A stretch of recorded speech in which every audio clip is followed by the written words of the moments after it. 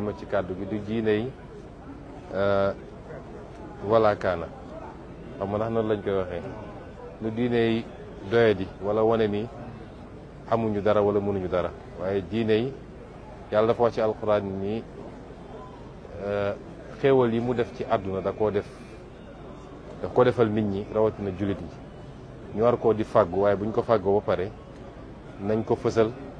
ci lu àndul ak ngistal fësal gi nag mooy nga sol ci lu baax lekk ci lu baax tabax ci lu baax te tabax nag li ci jiitu mooy këru yàlla néegu yàlla muy jàkk yi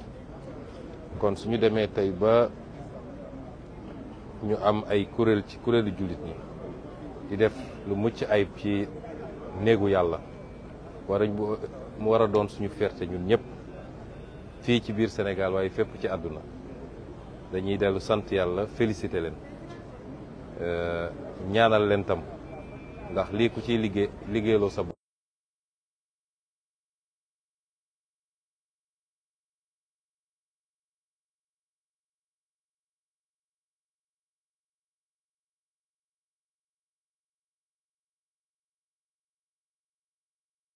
nañ ci yéene wala def nañ ci lu ñu mën te yàlla jiital leen ñu ngi ñaan yàlla barke bi fekk leen fi ñu tëdd it ndax lii dama naan sax dama koy misaal ci waqf mooy lépp loo def loo xam ne lu baax loo bàyyi la ñu ne ku ko jëriñoo sa gannaaw ak dalay fekk fi nga tëdd ma gëm ni lii bokk na ci kon ñu leen ñaanal yàlla mu fay leen ko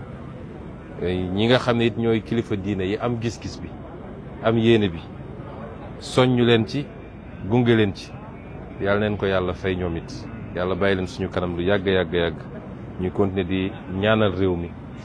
di ñu tette di ñu aar di ñu jox seeni xalaat ci li war a defar réew mi bi may daanelee nag ndax kàddu gi du gudd mooy lii dafa war a am lu mu ñu jàngal ñun ñëpp mooy gëm sa bopp ñu gëm suñu bopp ndax gis nañ Sénégal ni communauté religieuse yi exemple bi ñuy wane toujours mooy exemple gëm sa bopp ñun ñi nga xam ne nag ñooy yëngatu ci beneen fànn wi muy mbirum état ak mbirum lu ñëpp bokk ci mbirum àdduna exemple la war a doon ci gëm suñu bopp ni war nañoo mënal suñu bopp du lépp la ñuy tàllal suñu loxo di xaar mu jóge bitim réew bu ñu gëmee suñu bopp takku gëm liggéey yàlla mën nañoo defal lu raw lu kawe suñu jot te lii wane na ko ndax ñi ko def jéggaanewuñ ko fenn laajuñu ko kenn waaye nu ñu néew doole dërëmu taalibe yi dërëmu jullit ñi la ñu dajale di ci dugal ba mu jur lu mel nii nga xam ne tey ay milliards dugg na ci loolu di benn njàngat bi ma ciy jàngat bu am solo ñaareel bi mooy jub ak jubal président Bassirou Diomaye dafa wax jubal jubbanti ñu yónnee ñu ab vidéo boo xam ne xalif général des Tidianes def naa ay at ci gannaaw dafa waxoon lu mel noonu waxee ko sama dëkk fële ci xombal kon mu dem ba daje te ñoom ñaari yëgoowuñu waaye li muy wone rek mooy lu ñuy def te jiital ci jub ak jubal mën nañ ci am résultat ndax bu doon ñi ñu dénk liggéey bi dañoo damm mbir yi def ko seen poos kon duñu gis résultat bi kon ñun ñi yàlla dénk état ñu nit te loolu mës a doon problème ci Sénégal ñu fàttaliku ni dërëmu Sénégal yi la ñu dajale comme fii niñ fi dajalee dërëmu jullit ñi 15 bu ñuy def dañu war a fexe ba mu dem ci faratay Sénégal yi bu ko defee ñu gis résultat bi ndax xam naa ni lii buñ la nee nangam lañ ci def ci milliard li ma leer ba leer mooy de suñ ne woon dénk nañ ko ay nitu état boo moytul ñu multiplier ko par 2 te résultat bu du am kon jub ak jubal mooy joxe résultat gëm sa bopp wóolu sa bopp xam ni fi ñeneen jaar ba egg fi ñu yegg boo fa jaaree raw leen ndax am nga lu leen manqué ñoom muy gëm-gëm kon yooyu buñ ko dajalee rek yàlla mun nañu yombalal lépp ci réew mi suñu communauté religieuse yi nag wane nañu exemple def nañ ko barki démb ci Masaalikul Jinaan def nañ ko tey fii def nañ ko feneen ak feneen ci yoo xam ne toujours ci seen farlu bopp seen jàmbarte seen organisation ak seen jubal ci ni ñuy yore mooy joxe résultat boo xam ne ñëpp dañ ci teg seen bopp kon ñun ñi nekk ci wàllu état dañuy ñëw jàng à l'école des communautés religieuses moom nag dafa boole ñaari xam naa bu delloo summi mbubu imam bi donte kenn du ko summi sax waaye bu delloo fee ci IGE ba dina àndaale lii mu doon source d'inspiration boo xam ne war na jàppale ñi nga xam ne moom ñoom la yàlla dénk tey ñu war a jëm ci defaraat réew mi jubbantiwaat ko loolu mooy jàngat yi nga xam ne ñu ngi koy am fii. On peut utiliser en français, monsieur le Premier ministre, votre mot suite à votre visite aujourd'hui en cette journée de remise officielle des clés de la grande mosquée. Oui, rendre grâce à Dieu et formuler les prières à l'endroit du sceau des prophètes. Nous réjouir d'être ici, j'avais oublié de le dire en version wolof, d'ailleurs en ce jour particulier, qui est le jour anniversaire du rappel à Dieu de l'un des plus illustres fils du Sénégal, en l'occurrence notre grand-père Abdoul Aziz Sy Dabakh. Et il est heureux que la remise de la clé de la mosquée coïncide avec la célébration de la naissance du prophète, mais coïncide également avec cet anniversaire extrêmement important pour nous tous par rapport relativement à la dimension de l'homme qui était Mame Abdou Aziz Dabakh. C'est beaucoup de choses qui coïncident en même temps aujourd'hui et qui donnent une symbolique particulière à notre présence ici au nom du président Bassirou Diomaye Faye, qui nous a chargé au-delà de notre présence symbolique ici de délivrer un message au khalife général des Tidjanes pour réitérer tout son engagement à côté de nos communautés religieuses, de quelque obédience qu'elles soient, à être présent à côté d'elles, à les accompagner, puisque pour nous, il est temps de formaliser les relations entre le culte et l'État. Réitérer également toute sa satisfaction d'avoir été accueilli comme il l'a été il y a 2 jours ici à Tivaouane, et marquer sa présence pour cet important événement.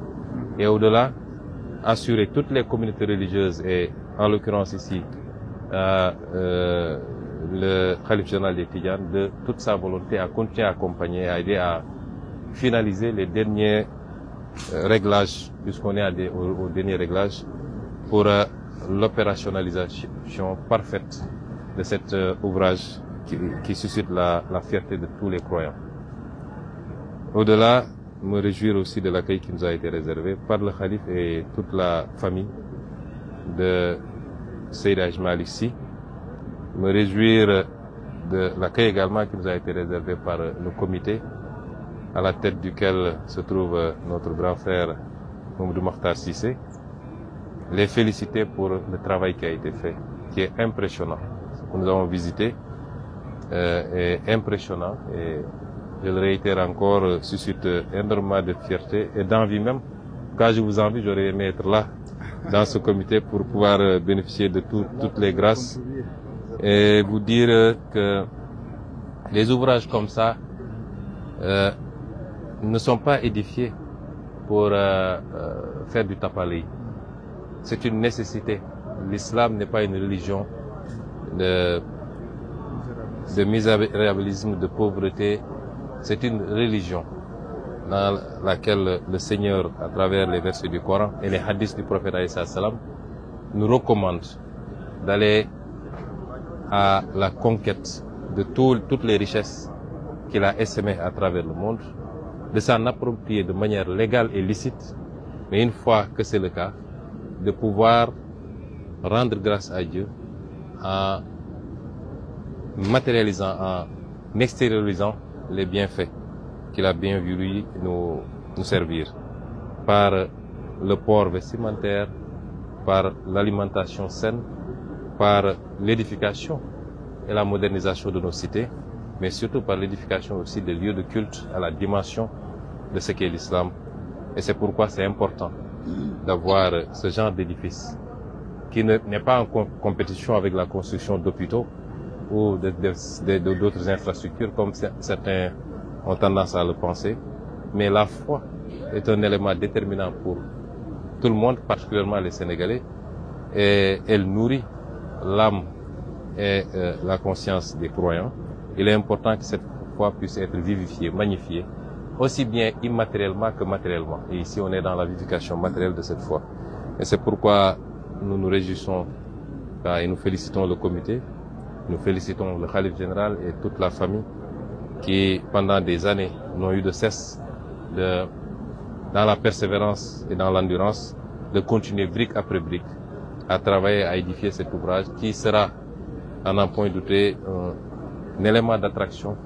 au-delà du Sénégal et ce qui s'inscrit d'ailleurs dans le cadre de notre politique touristique de stimuler le tourisme religieux également. Et c'est pourquoi ici on a le spirituel qui vient rencontrer le temporel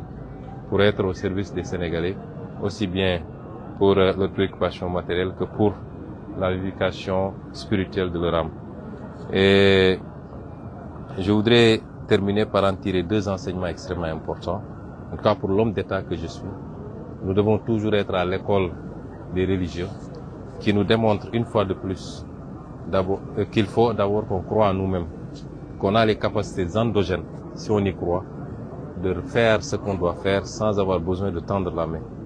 Si je prends à l'échelle étatique, nous avons toutes sortes de ressources naturelles, nous avons une jeunesse, nous avons des terres. Il manquait peut-être le petit déclic en termes de leadership, mais si nous croyons en nous, nous réagissons, nous avons la capacité de propulser nous-mêmes notre progrès économique et social que tout le monde attend depuis longtemps. Et c'est ce que symbolise cet ouvrage. Et je ne pense pas que